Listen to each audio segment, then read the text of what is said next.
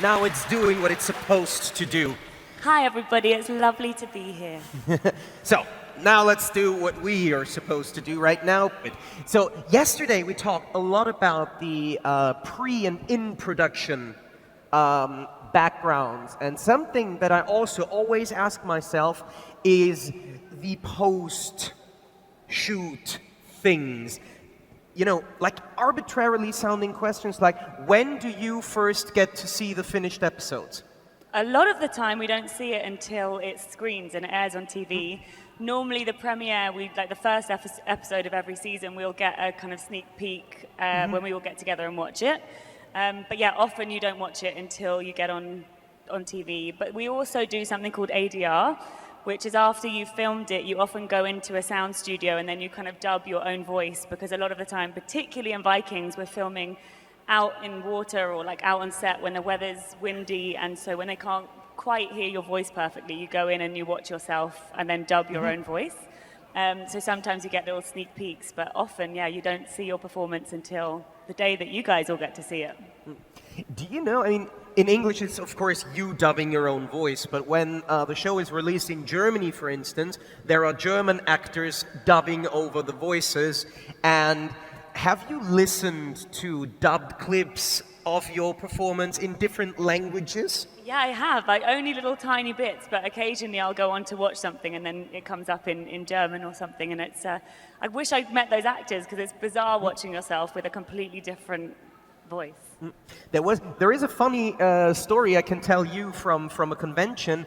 Of course you will know Negan from The Walking Dead, and he appeared at a convention where his German voice, Charles Rettinghaus, also was. And they made a video where Negan is just sitting there doing, and his dub actor stands behind him saying something. And this is actually fun. You haven't met the actresses that dub you, but what are your first thoughts when you hear when you basically hear your face with a different voice coming out of it? Is it like, that sounds off? Or... Yeah, but I actually think that with my own voice. When you listen to yourself back, I don't know if you guys have ever done it, even on like videos on social media, but when you first hear your own voice on screen, I'm always like, that's not how I sound, right? That's not my own voice. Yeah, it is bizarre. Bizarre hearing yourself, and also bizarre seeing the dub version. Especially when you do period pieces or historical things, because of course you have to put some sort of accent into it, try to make it sound like not 100% modern day English. It was the same with the Tudors, with Vikings, of course, different periods, different accents. But how do you prepare for that? I mean, with the old English Tudors, you can hear it somewhere. There might be recordings, something that has been passed down from generations. But with Vikings, that is... No, TV wasn't invented back then. No. With Vikings, they had a voice coach. So we all had a voice training. It was really hard because there was no evidence, and so it was kind of us going off imagination to some extent. So we kind of based it generally Icelandic and Swedish mix, but because we all came from different places, everyone's accents were slightly different, but it was interesting, yeah, really interesting to work with the amazing voice coaches, and you'd go through your scenes with them before you filmed, and everyone would get their accents right. Mm-hmm. And when you do the filming, of course, the special effects are not there. I mean, I know the simple, fast answer would be, you imagine it. Yeah, I know, thank you. But for me, it's always a question of how. How can you imagine, okay, that white wall or green wall I'm now talking to is supposed to be a giant, a ship, a thunderstorm, a tornado filled with sharks, I don't know. It's hard, but Vikings actually, unlike a lot of other shows, was so much of the sets were built for us, so there wasn't that much stuff. They added bits on, like we would film in a lake with amazing mountains, and then in post-production they would put on like even bigger mountains, and so we already had most of that there. But there were a lot of scenes on the boats where we would be on a rig, And so there'd be a green screen behind us, we'd be on a boat, and they'd be rocking the boat from underneath us and splashing water at us, and we had to pretend that we were in the freezing ocean, which, it's imagination, and that's it. You really have to just pretend as best you can.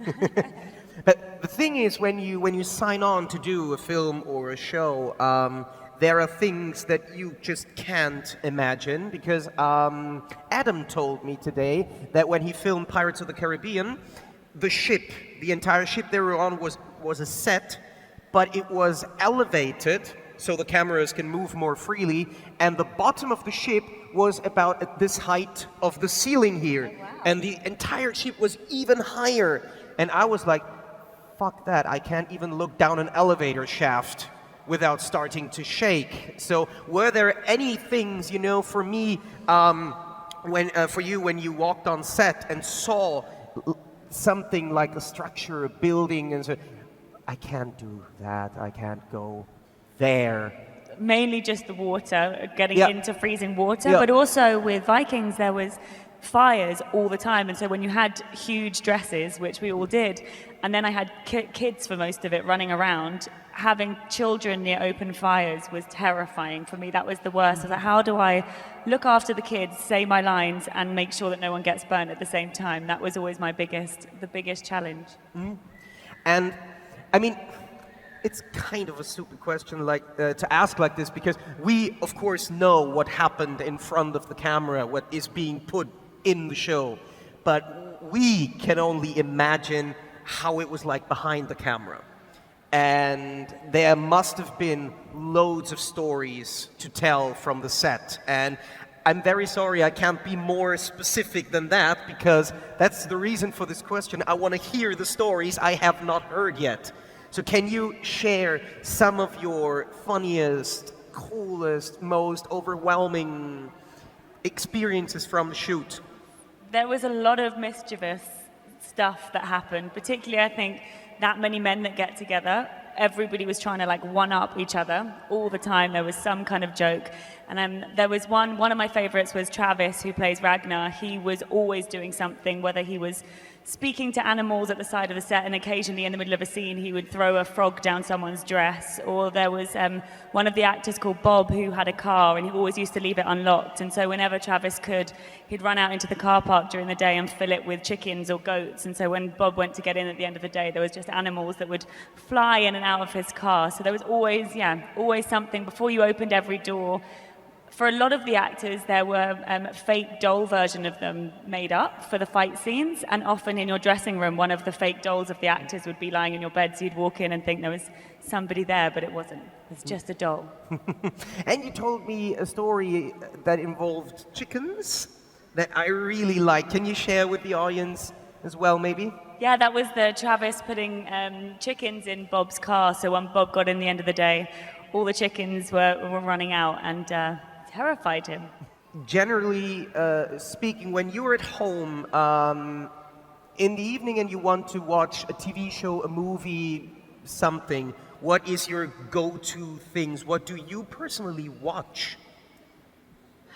What do I watch? I think my guilty pleasure, I probably shouldn't admit this, but I love things, I said yesterday, but Breaking Bad I think is still my favorite all-time show. I think it was beautifully written, beautifully shot. I love things that transport you to a different world, so a lot of historical things. I love Agatha Christie and murder mysteries as well. And then my guilty pleasure on the side is grand designs and all of architectural stuff and design shows. So you know that many shows, movies are getting remade. And I know with Vikings it's a very, very, very recent example. But if you could remake Vikings from the ground up, and let's say you have two things, whatever it is you want, that you can change from how the show was, what would your changes be? Oh, good question.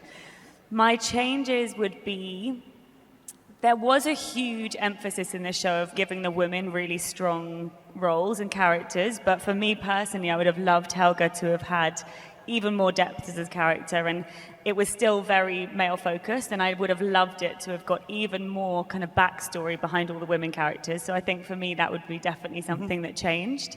And what I would like to have been on horseback and done the fight scenes. I would have loved to have gone and done some of the stunts, because the stunt horses and the stunt team were incredible. And every time I was like, can she just get on one horse? And they were like, I'm sorry, no, Helga's just not a rider. So that, yeah, those are the two things I would change. That's great.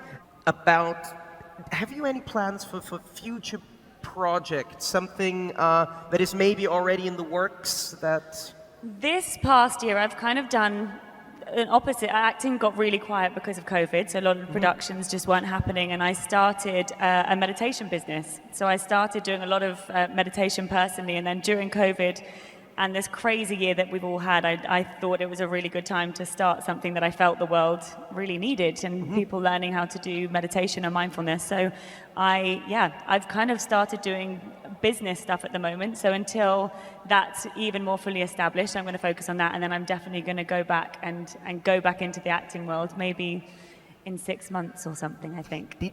I didn't catch it acoustically completely. Did you say impersonations? No, meditation.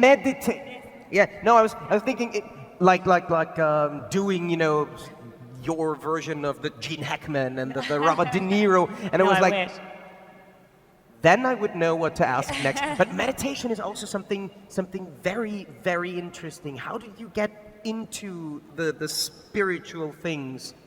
Well, Helga was probably a good starting point, right? Because in the show, Helga was very spiritual, but I just started doing it a lot for myself. I think for my own mental health, realizing that we need to kind of look after all sides of us. I went to do a 10-day silent meditation retreat where I didn't speak for 10 days and meditated for 10 hours a day.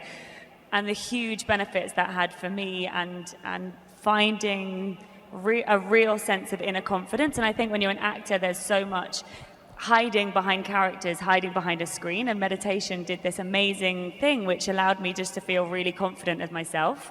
And when I kind of realized the benefits this can have on both me individually, but then people like in front of camera and wanting people to feel really good in themselves, I wanted to share that. So created Energy Rise. Cool. So what I'm going to give you now is an imaginary get-out-of-jail-free production card. Okay. That means that, you're here at Comic-Con, of course you know big properties like the comic stars, big films, and so on. You can use whatever you want without any rights and legal things, and can tell any story. So this is the basis for the project. You can take whatever character existing or create new ones. You can take film universes existing or create new ones. What would be the first idea springing to your head? I would like to film this. I would like to film, and not down the kind of Marvel comic thing, but I would love to play a young Miss Marple. So Agatha Christie, going back to like early 1900s and the rise of feminism.